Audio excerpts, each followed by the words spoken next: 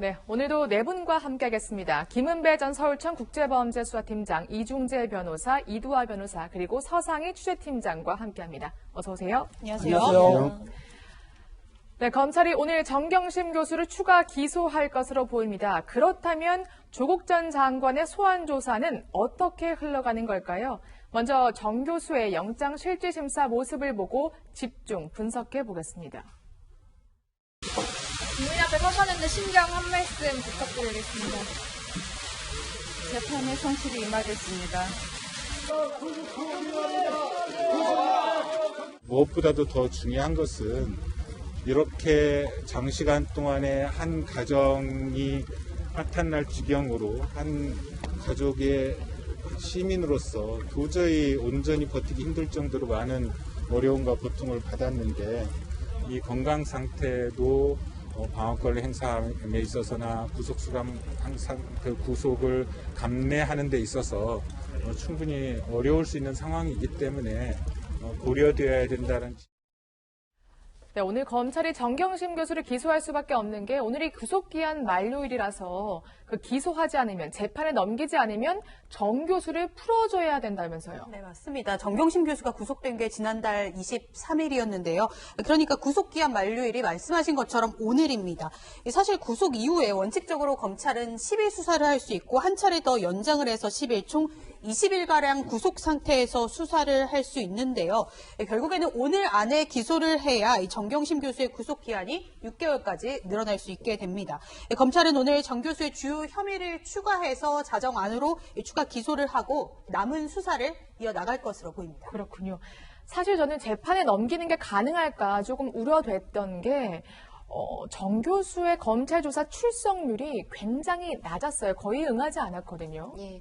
지금 구속된 상태에서 이제 20일이 벌써 지난 거죠. 네. 근데 검찰에서 한 10차례 정도 소환 통보를 했는데요. 그 중에서도 한 6차례 응했다고 해요. 네. 근데 그 6차례 중에서도 2번은 조사를 받다가 건강상의 이유로 도저히 조사를 못 받겠다고 중단하고 갔으니까 실제 조사를 한 건 4차례 정도 된다고 하고요. 아마 이 4차례도 그 전에 우리가 구속되기 전에 정경심 교수가 그 조사받는 상황을 보면 뭐 이제 그 조사받는 시간보다도 오히려 조서를 읽는 시간이 길었다. 내지는 중간중간에 자신의 건강 상태가 좋지 않으니까 좀 휴식을 취해달라 이런 얘기를 했다고 하니까요. 그렇게 우리가 예상하는 만큼 그 조사 시간이 네. 길지는 않았을 것 같아요. 그래서 이 부분에 대해서 검찰의 수사 방식에 대해서도 비판이 있어요. 왜냐하면 보통은 이렇게 뭐 10차례 소환 통보, 구속된 사람은 이 구속된 구속영장 안에 구인장의 의미도 있거든요. 네. 그러니까 안 나온다고 해서 그냥 그럼 너 안 나오냐? 불출석 사유서 낸다고 그럼 알았다. 그럼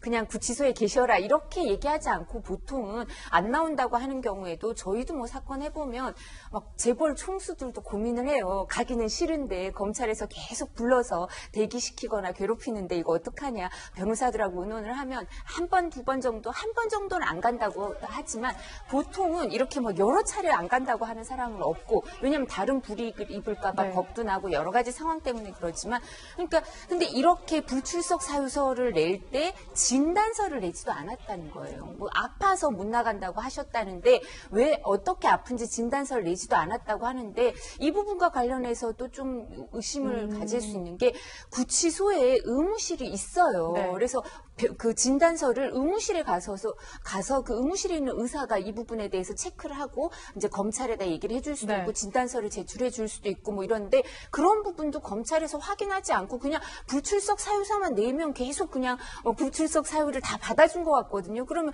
이제 모든 피의자나 피고인을 이렇게 할 건가요? 불출석 사유서 내고 진단서 제출 안 해도 그러면 그냥 응하지 않으면 그런가 보다 하고 네. 수사를 이렇게 할 건가? 형평성의 문제가 생길 수밖에 없는 상황인데요. 네. 뭐 인권 조사도 좋지만 모든 사람한테 적용할 수 있는 기준, 법은 형평성도 중요하죠. 그러니까 이런 부분에 있어서는 검찰이 비판을 받아야 될 것 같고요. 근데 사실 조사 출석률이 좋지 않아도 검찰은 물증이나 다른 참고인 진술로 다 커버가 될 거고 정 교수는 조사를 했다 하더라도 출석률이 높다 하더라도 계속 부인했겠죠. 네. 이죽재 변호사님께서 직접 검찰에서 수사를 해보셨잖아요. 지금 정경심 교수가 결성 4번에 조퇴 2번이거든요. 이렇게 조사를 피하는 피의자 혹시 경험해 보신 적이 있습니까? 저도 있어요. 그러십니까? 있죠. 그거는 네. 출석을 하더라도 진술 안 하면 그만이에요. 그렇군요. 그러니까 진술 거부하겠다고 하는 네. 거예요. 그래서 지금 이두하 변호사께서 불출석 사유서만 내면은 무조건 받아준 거 아니냐. 그러니까 네. 검찰 수사 이렇게 하면 되느냐. 이렇게 해서 좀 비판을 하셨는데 저는 그건 아니라고 봐요. 불출석 사유서를 제출할 때는 아마 보나마나 구치소에서 발급받은 진단서 같은 것도 제출을 했을 거예요. 그래서 이제 검찰이 불출석하겠다는데 어떡하겠습니까? 다른 방법이 없는 건가요? 없죠. 그럼요? 그리고 한번 생각을 해보세요. 우리 박근혜 전 대통령 수사하고 할 때도 박근혜 네. 전 대통령이 그렇게 검찰 질문에 세세하게 답변하고 그러지 않았어요. 검찰은 지금 왜 그러냐면은 혹시나 해서 한번 불러보는 겁니다. 나와서도 진술 거부하면 어차피 검찰이 원하는 진술은 못 듣는 건데 네. 불러보고 본인이 해명을 하면은 해명하는 얘기를 들어보고 본인이 어떤 생각을 하고 있는지 검찰로서는 알아볼 필요성이 있죠. 그리고 워낙 이 사건은 쟁점도 많고 복잡하기 때문에 네. 검찰이 여러 번 소환할 수밖에 없어요. 진술 거부권 행사할지 안 나올지 그걸 검찰이 미리 알 수는 없는 거 아니겠습니까? 네. 그런데 우리 생각해 보세요. 이미 경찰이든 검찰이든 이미 피의자의 진술에 의존하는 수사는 하지 말라고 하잖아요. 거기에 의존하려고 하다 보니까 무리한 수사가 이루어지는 겁니다. 그래서 과거에 고문하고 그런 사건도 요즘 화성 연쇄 살인 사건 네. 나왔습니다만은 바로 그거예요. 진술에 의존할 필요가 없어요. 다만 불러서 검사가 질문하는 거에 답변하고 검사가 그거에 대해서 다시 재질문하고 이런 과정에 응하는 피의자라면 당연히 그 절차를 거쳐야겠지만은 그렇지 않은 피의자에 대해서는 굳이 네. 피의자가 자백에 의존할 필요가 없다. 그리고 검찰도 저는 지금 정경심 교수가 지금 구속되기 전부터도 한 70시간 소환을 했습니다만은 진술한 건 불과 한 20시간에 불과해요. 한 이틀 조사한 겁니다. 그렇기 때문에 정경심 교수 측에서 뭔가 의미 있는 진술이 나올 거라고 검찰도 기대 안 할 거예요. 네. 다만 이제 반응을 좀 보고 싶은 거죠. 그런 거기 때문에 네, 알겠습니다. 불출석했다 그거 가지고 네. 할 필요도 없고 다만 이제 마지막으로 제가 한 가지 좀 드리고 싶은 말씀은 조국 전 장관 포함해서 지금 부인도 마찬가지고 이 사건에 대해서 억울한 점이 굉장히 많다고 그랬어요. 도저히 죄도 되지 않는 걸 갖다가 검찰이 억지로 지금 수사하는 거 아니냐. 아까 잔인하게 네. 이런 주장을 많이 하신 분들인데 저는 이해가 안 가요. 그렇다면은 검찰에 나가서 정말 적극적으로 이 부분이 잘못됐고 검찰 수사가 사실은 이렇게 언론에 보도했지만은 그건 사실이 아니다. 이 사건의 진상은 이런 거다. 나는 억울하다.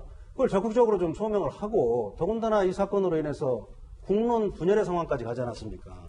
국민들이 지금 광장에 몰려 나와서 지금 수사인지 도대체 정치를 하고 있는 건지 알지 모를 이런 상황까지 왔는데 이거는 정말 공인의 입장에서라도 물론 부인은 공인은 아닙니다만은 이런 사안의 파장을 감안해서 적극적으로 좀 설명을 해야 된다. 저는 이렇게 생각을 합니다. 네, 알겠습니다. 오늘 오후 아마 검찰이 추가 기소할 것으로 보입니다. 정경심 교수를 추가 기소하는 건데요. 또 하나의 관심이요.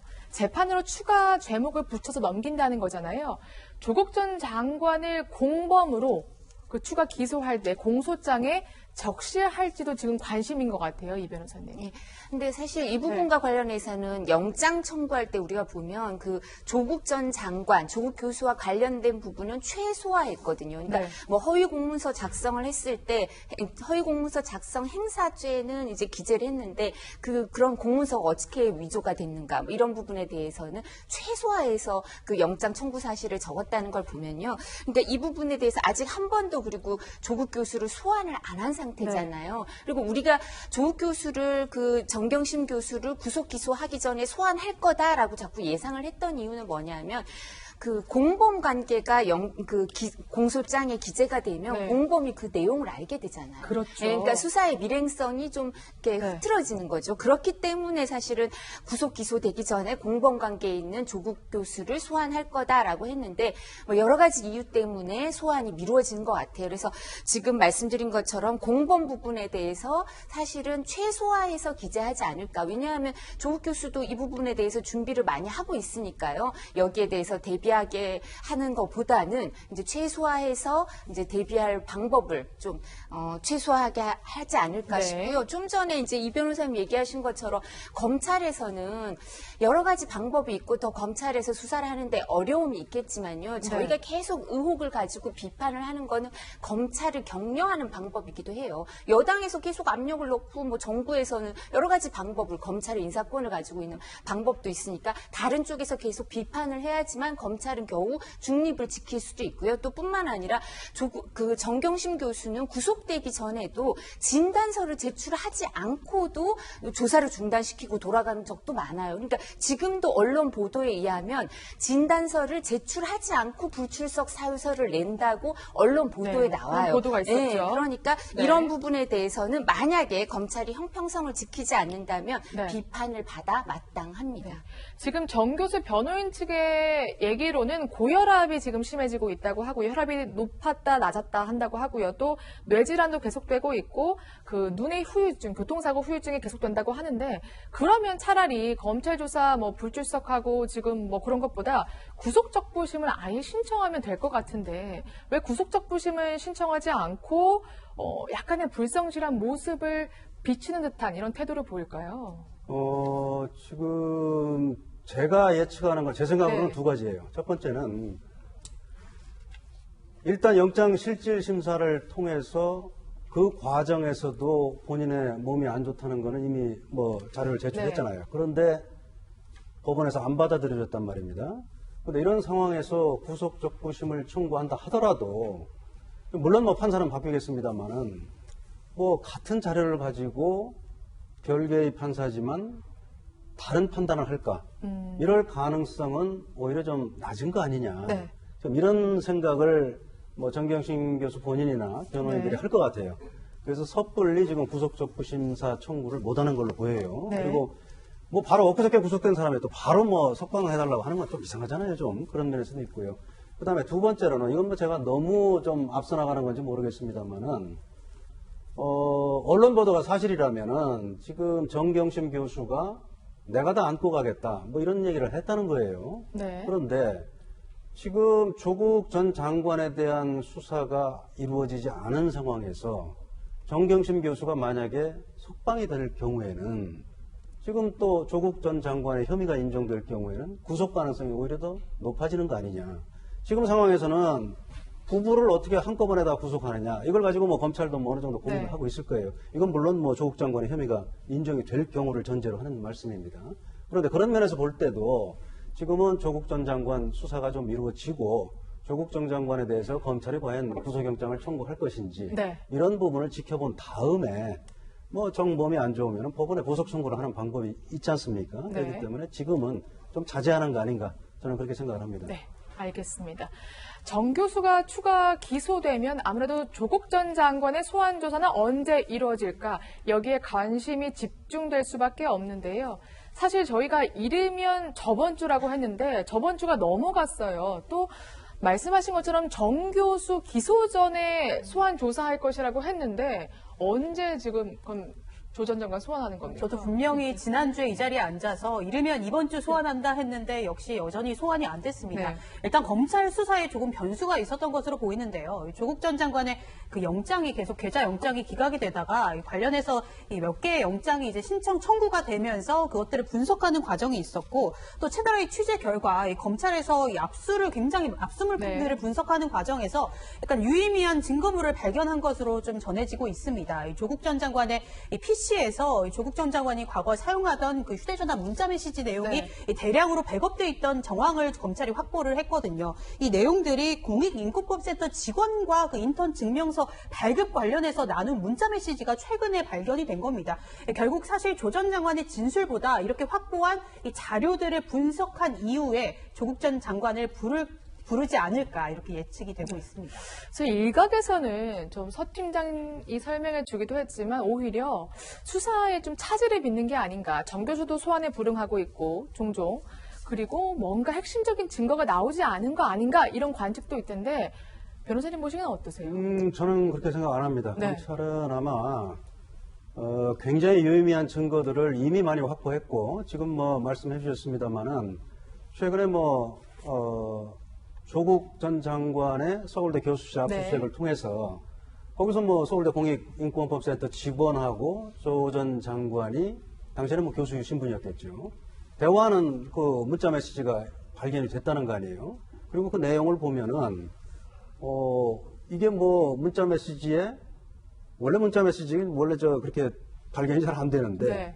왜 핸드폰을 교체를 하면은 그 기존의 자료를 백업을 해놓지 않습니까? 그렇죠. 그 연락처나 자료가 사진 있다는 때문에. 거예요. 근데 네. 이제 그게 연락처뿐만 아니라 문자 메시지까지 뭐 남아 있다는 건데 거기 보면은 뭐 직원하고 인턴 증명서 발부에 관한 대화를 하는 내용이 있다고 네. 하니까 그게 만약 사실이라면 결정적인 증거죠. 그리고 검찰로서는 사실은 이 복잡한 사건에 지금 뭐 시작한 지 뭐 2달 반 정도 됐나요? 제 기억으로. 그런데 그렇게 길은 사건은 아니에요. 다만 왜 검찰이 지금 다급하냐면 네. 한 가정을 이렇게 몰살시키면서까지 검사 수십 명 동원해가지고 이렇게 오래 수사하느냐. 사실은 저는 그건 잘못된 비판이라고 생각을 그런 하는데. 여론의 비판이 있죠. 검찰, 여론의 비판이 아니라 뭐 네. 청와대와 여당이죠, 주로.